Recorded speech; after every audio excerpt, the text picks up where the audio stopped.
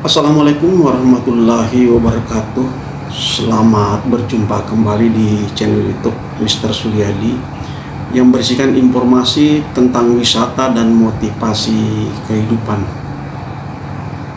Alhamdulillah, patut kita panjatkan kehadirat Allah Subhanahu wa taala yang telah memberikan kita nikmat kesehatan, kebahagiaan serta kesempatan sehingga masih dipertemukan di channel ini.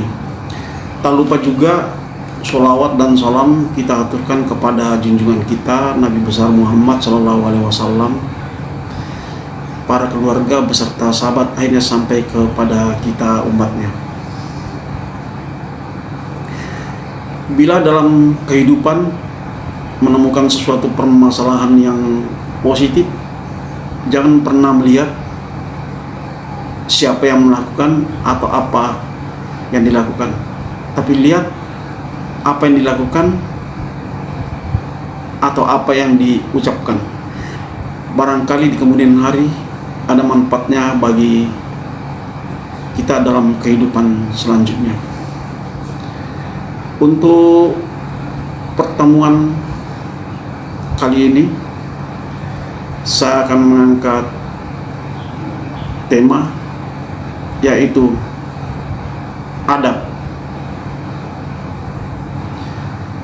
Untuk mengetahui kisah lengkapnya, silakan disimak video berikut ini sampai tuntas. Let's go. Saudaraku sekalian dimanapun berada, dalam menjalani kehidupan, manusia tidak bisa bersikap semau-maunya. Ada tata krama yang harus diperhatikan saat melakukan segala sesuatu. Adab memiliki arti kesopanan, keramahan, dan kehalusan budi pekerti. Adab erat kaitannya dengan akhlak atau perilaku terpuji. Adab adalah norma atau aturan mengenai sopan santun berdasarkan aturan agama. Saudaraku sekalian dimanapun berada, norma tentang adab seringkali digunakan dalam pergaulan yang terjadi antar manusia, antar tetangga, ataupun antar kaum. Makna adab juga dijelaskan dalam sebuah hadis Nabi Muhammad SAW yang diriwayatkan oleh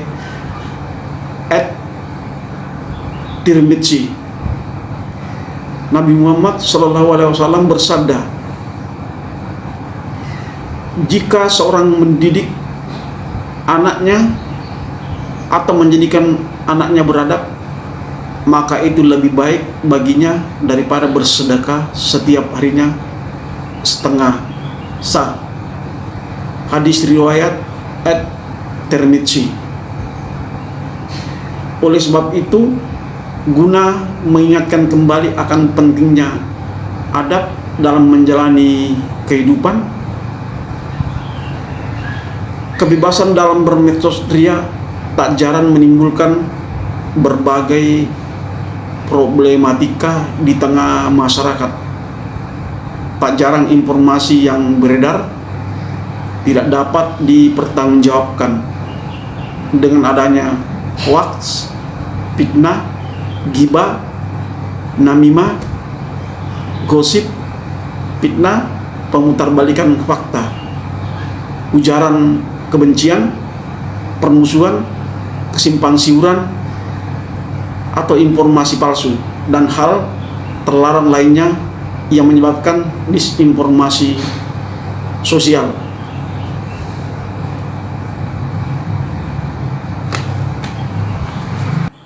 Adab pertama yang harus diperhatikan seorang muslim dalam bermedia sosial adalah muraqabah atau merasa selalu diawasi oleh Allah Subhanahu wa taala.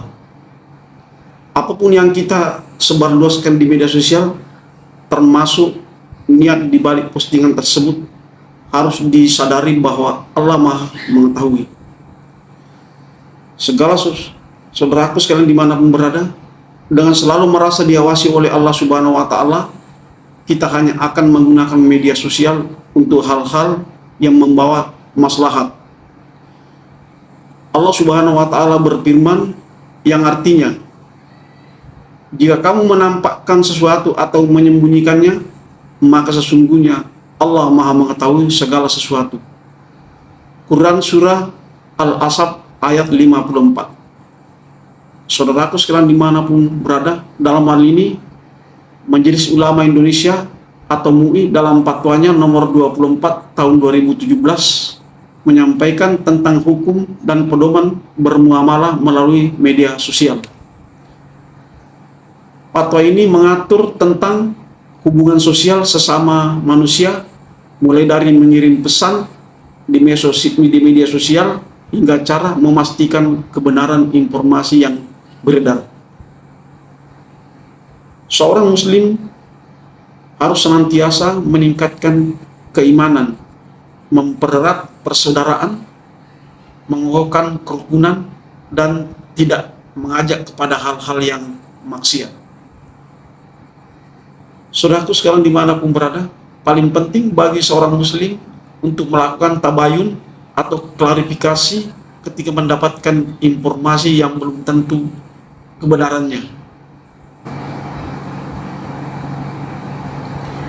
Sebagaimana firman Allah dalam Quran Surah Al-Hujarat ayat 6 yang artinya, hai orang-orang yang beriman, jika datang kepadamu orang fasik membawa suatu berita, maka periksalah dengan teliti agar kamu tidak menimpakan suatu musibah kepada satu kaum tanpa mengetahui keadaannya yang menyebabkan kamu menyesal atau atas perbuatanmu itu. Seorang muslim dalam menyampaikan informasi harus dengan benar. Islam mengajarkan opini yang jujur dan didasarkan pada bukti dan fakta, serta diungkapkan dengan tulus, tidak menyebarkan informasi yang belum tentu diketahui kebenarannya di media sosial. Istilah ini disebut qaul zur, yang berarti perkataan buruk atau kesaksian palsu. Firman Allah Subhanahu wa Ta'ala pada Quran Surah Al-Hajj ayat 30 artinya, demikianlah perintah Allah, dan barang siapa mengagungkan apa-apa yang terhormat di sisi Allah, maka itu adalah lebih baik baginya di sisi Tuhannya. Dan telah dihalalkan bagi kaum semua binatang ternak, terkecuali yang diterangkan kepadamu keharamannya. Maka jauhilah olehmu berhala-berhala yang najis itu, dan jauhilah perkataan-perkataan dusta.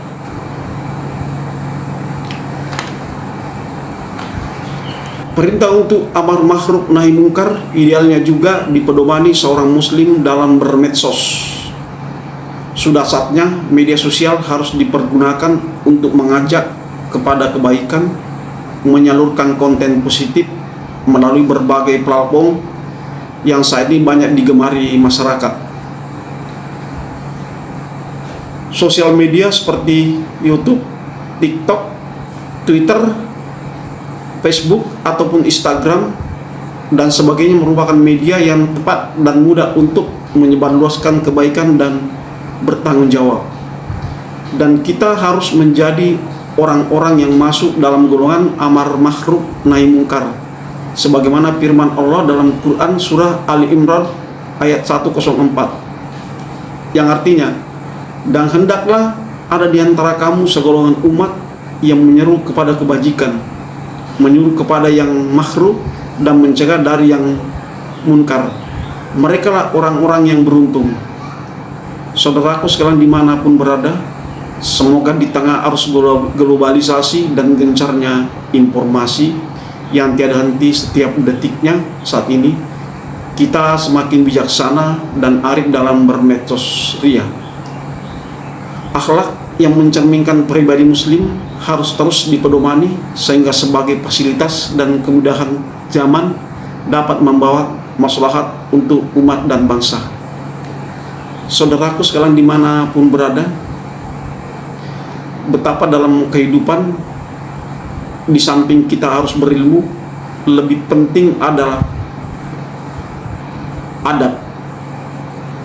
Karena adab ini mencerminkan kepribadian seseorang dalam pergaulan sosial dan masyarakat. Saudaraku sekalian dimanapun berada, untuk materi kali ini yaitu adab, cukup sampai di sini dulu. Bila dalam pengajian ada kekurangan atau kesalahan, bukanlah suatu kesengajaan, melainkan kelupaan atau kekurangan saya selaku pribadi. Mohon maaf yang sebesar-besarnya. Selamat beraktivitas. Semoga Allah selalu meridhoi doa dan ikhtiar kita masing-masing. Sekian. Wassalamualaikum warahmatullahi wabarakatuh. Ingat satu hal, jangan terlena dengan gemerlapnya dunia.